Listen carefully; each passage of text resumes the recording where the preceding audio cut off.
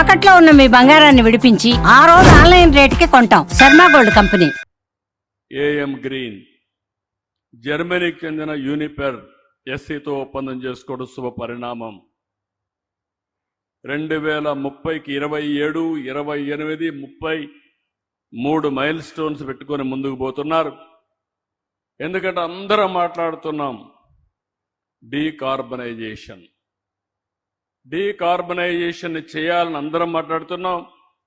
కానీ ఒక మాటలో చెప్పాలంటే యూరోప్ అయితే అందరికంటే ఒక అడుగు ముందుకొచ్చే పరిస్థితికి వచ్చారు. ఈరోజు ఇంకో పక్క ఎలక్ట్రోలైజర్స్, ఇక్కడ ఇంకొక అడుగు ముందుకేశారు. కాకినాడలోనే 2 గిగావాట్ల ఎలక్ట్రోలైజర్స్ తయారు చేయడానికి ఒక 2,000 కోట్ల రూపాయలు ఖర్చు పెడుతున్నారు. ఇది కూడా ఒక మేజర్ బ్రేక్ త్రూ అని చెప్పి కూడా నేను మీకు తెలియజేస్తున్నా. ఓసారి మేము పబ్లిక్ పాలసీలు తీసుకొస్తాం, దాన్ని వాడుకునే నాయకత్వం కూడా కావాల్సిన అవసరం ఉంది. నేను AP integrated clean energy policy 2024 తీసుకొచ్చాను. ఇప్పటికి కూడా దేశంలోనే బెస్ట్ పాలసీ. చాలా మందిని కాపీ చేస్తున్నారు, కానీ కాపీ చేయొచ్చు, కానీ దాన్ని అమలు చేసే అనుకూలమైన పరిస్థితులు అక్కడ ఉండవు. కానీ అలాంటి అనుకూలమైన పరిస్థితులు మన రాష్ట్రంలో ఉన్నాయి.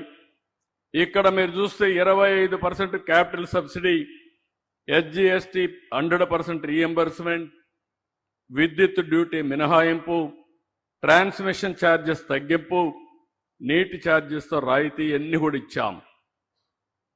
ఇవన్నీ ఇచ్చిన తర్వాత ఈరోజు మీరు చూస్తే మొన్నే నేను ఒక సదస్సు కూడా పెట్టాను. ఓసారి కొన్ని విషయాలు మనకు తెలియవు. నేను అందుకనే ఎప్పుడు చెప్తాను, నేను నిత్యం విద్యార్థిని. కొత్త విషయాలు నేర్చుకోవడం, అవి ప్రజలకు ఉపయోగపడతాయంటే తక్షణమే అమలు చేయడం నా విధానంగా నేను భావించి అమలు చేస్తూ ఉంటాను. I'm very happy. ఒక మాటలో చెప్పాలంటే నేను కానీ మా మిత్రుడు పవన్ కళ్యాణ్ గారు కానీ బీజేపీని మీరు చూస్తే మాలో ఒక ఆలోచన వస్తే ఇంకా దాన్ని ముందుకు తీసుకుపోవడంలో ఒక్క నిమిషం కూడా టైం వేస్ట్ చేయకుండా ముందుకు పోతూ ఉంటాం.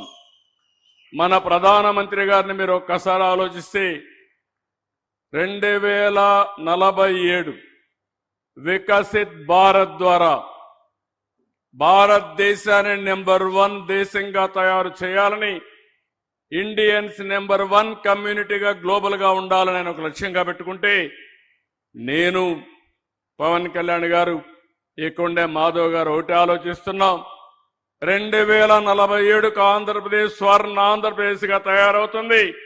ప్రపంచంలోనే నెంబర్ 1 జాతిగా తెలుగు జాతి తయారవుతుంది. ఇందులో అనుమానం లేదు. అలాంటి పాజిటివ్ థింకింగ్ తో ముందుకు పోయే వ్యక్తులు ఈరోజు పవన్ కళ్యాణ్ గారు. అలాంటి ఒక మంచి సహచరులు అండగా ఉండడం ఈ రాష్ట్రానికి ఒక గొప్ప అదృష్టంగా నేను భావిస్తున్నానని చెప్పి కూడా నేను మీకు తెలియజేస్తున్నా. ఈరోజు మనం ఒకసారి చూస్తే వ్యవసాయ రంగానికి గ్రీన్ అమోనియా చాలా మేలు జరుగుతుంది. నేను చాలాసార్లు చెప్పాను, నేచురల్ ఫార్మింగ్, ప్రకృతి సేద్యం మనందరికీ శ్రీరామ రక్ష. ఈరోజు అందరం యూరియా వాడుతున్నాం. ఇటీవల శాంపుల్స్ అనే వాటర్ శాంపుల్ చేస్తే హైయెస్ట్ నైట్రోజన్ వాటర్లో ఉండే రాష్ట్రం ఆంధ్రప్రదేశ్ రాష్ట్రం 7వ స్థానంలో ఉంది. ఇంకో పక్క సెలైన్ వాటర్ ఎక్కువ ఉండే రాష్ట్రం, ఎందుకంటే సముద్రం పక్కన, మనం 6వ 7వ ప్లేస్లో ఉన్నాం. ఇలాంటివన్నీ కూడా చూసినప్పుడు గ్రీన్ అమోనియా, గ్రీన్ హైడ్రోజన్ రాబోయే రోజుల్లో పెద్ద ఎత్తున మనకు ఉపయోగపడే పరిస్థితి వస్తుంది. ఇదే కాకుండా ఇంకొక పక్కన హైడ్రోజన్ యాజ్ ఇట్ ఈజ్ నిల్వ చేయలేరు, రవాణా కూడా చేయడం కష్టం. అయితే దీన్నంతా కూడా గ్రీన్ అమోనియాగా కన్వర్ట్ చేసి ఎక్కడికక్కడ సురక్షితంగా ప్రపంచంలో ఏ మూలకైనా సరే ట్రాన్స్పోర్ట్ చేసే అవకాశం ఉంటుంది. అలాంటి మంచి పనికి శ్రీకారం చుట్టారు. నాకు ఏమాత్రం అనుమానం లేదు, బిగినింగ్ మాత్రం ఫస్ట్ మూవర్ అడ్వాంటేజ్కి ఎప్పుడు అడ్వాంటేజ్ ఉంటుంది. అనిల్ కానీ మహేష్ చూస్తే ఒక పెద్ద డ్రీమ్ ఉంది.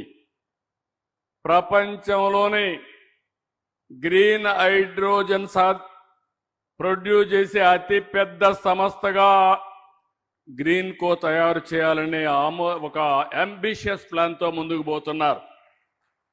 దీనికి కావాల్సిన సోలార్ని, విండ్ ఎనర్జీ, పంప్డ్ స్టోరేజ్ ఇవన్నీ కూడా ఒక ఆంధ్రప్రదేశ్కి కాకుండా భారతదేశం మొత్తం ముందుకు పోవాలని చెప్పి ఆలోచిస్తున్నారు.